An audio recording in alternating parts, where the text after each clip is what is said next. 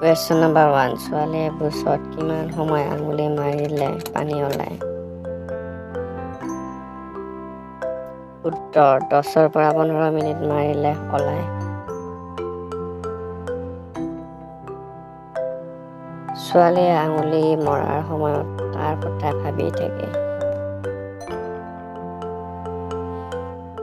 উত্তৰ নিজৰ প্ৰেমিকাৰ বিষয়ে ভাবি ভাবি আঙুলি মাৰি থাকে কুৱেশ্যন নম্বৰ 3 ছোৱালীৰ সৈতে মিলন কৰাৰ আগত কি কৰিলে বেছি ভাল পায় ছোৱালীজনীয়ে উত্তৰ বুচখন চুই চুই আঙুলি মাৰিলে বেছি ভাল পায় কুৱেশ্যন নম্বৰ 4 মিলন কৰাৰ সময়ত মালপুনি ক'ত উলিয়ালে ছোৱালীয়ে বেছি ভাল পায় উত্তৰ বুচৰ ভিতৰত উলিয়ালে বেছি ভাল পায়